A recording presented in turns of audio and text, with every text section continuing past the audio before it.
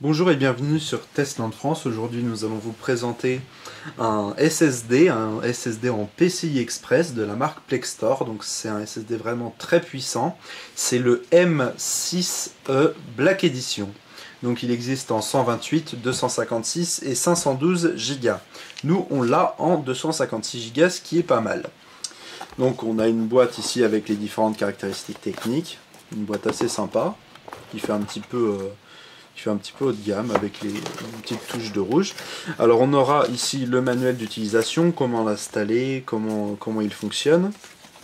Et donc on aura le SSD que voici dans sa petite boîte bien protégée avec la petite vis pour le mettre directement, pour bien le visser sur un emplacement PCI Express. Alors le voici. On a donc un SSD vraiment très joli, donc avec le bord PCI Express tout en noir. Donc il n'est pas très grand, pas très épais non plus. Donc il fait 2,2 cm d'épaisseur, 18 cm de long et en tout là ça fait 12 cm de large.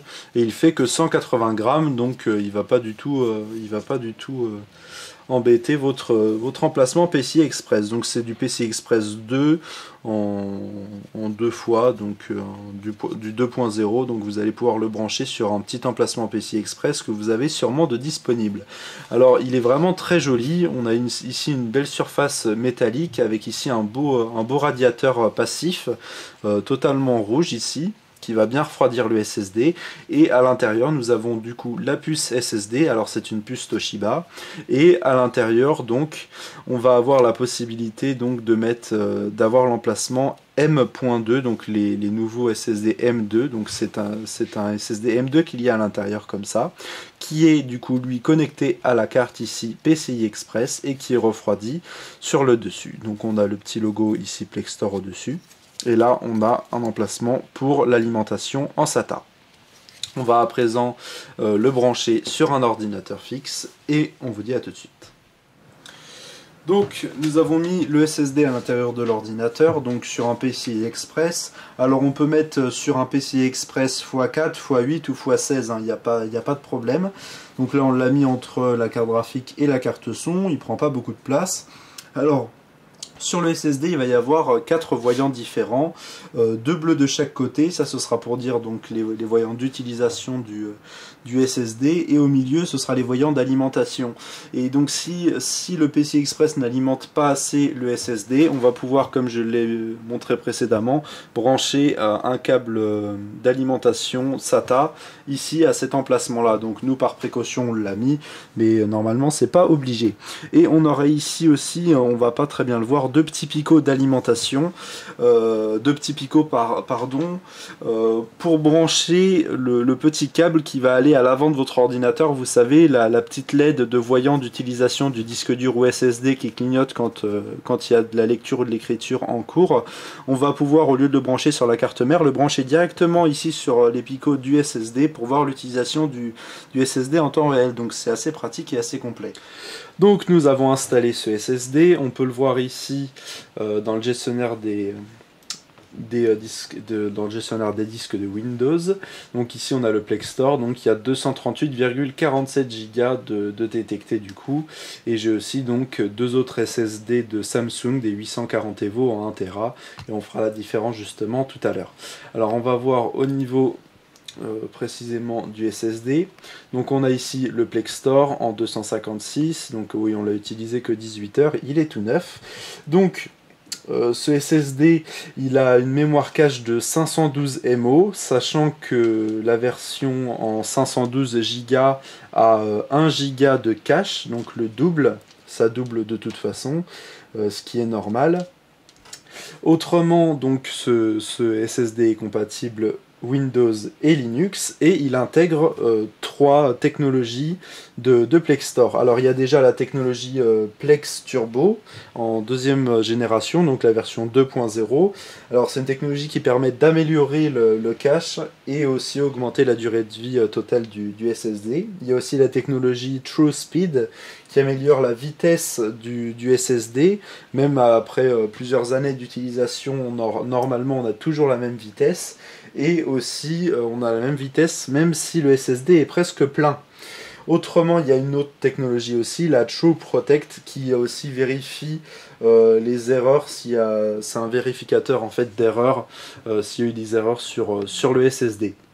Alors, on a le petit logiciel aussi Crystal Disk Mark, où on a fait un petit test de rapidité sur un fichier de 500 mégas. Donc là, on a bien sélectionné notre SSD là, ils ont détecté 238 Go.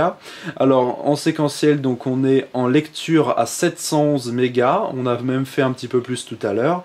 Et en lecture à 573. Donc, c'est vraiment très rapide et c'est en moyenne bien plus rapide que les SSD pour l'instant qui sont sur du SATA.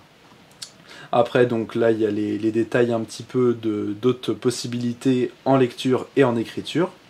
Pour vous montrer la différence sur un SSD de 1 Tera en 840 EVO de Samsung, là en lecture sur le Samsung on est à 515 en SATA et là en PCI Express sur le Plex Store on est à 711. Donc c'est quand même beaucoup plus rapide. Pareil en écriture on est moins bien sur le Samsung que sur le Plex Store. Bon après c'est pas les mêmes technologies bien sûr. Donc on est aussi plus cher sur le Plex Store mais il y a quand même une bonne différence hein. Ne serait-ce qu'en lecture on a une bonne différence de rapidité. Donc ces SSD ils sont vraiment très bien. Alors on va finir sur les points positifs et négatifs. Alors déjà dans les points positifs on a une belle finition, ils sont assez bien faits, il n'y a pas trop de surplus dans la boîte, ils sont très faciles à utiliser et ça s'installe tout seul. Le BIOS le détecte, quand on le met sur Windows il va s'installer directement, on aura juste à allouer la partition et c'est fait.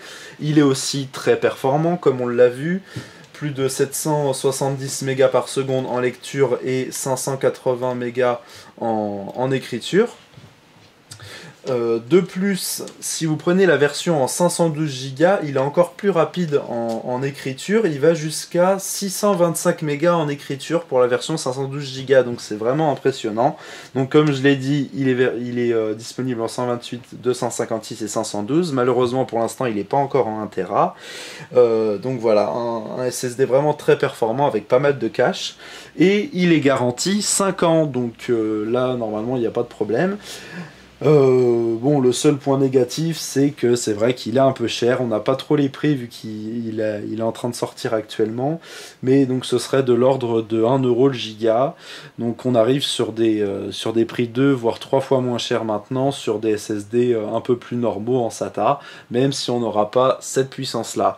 Donc là on est encore en train de refaire nos tests. Donc là on a vu on est à 713. C'est un peu plus rapide que tout à l'heure hein, en moyenne. Mais bon ça reste quand même un SSD très rapide. Donc si vous mettez en plus avec le mode UEFI, il est compatible hein, en AHCI, pardon, là vous avez la possibilité de démarrer Windows en 10 secondes.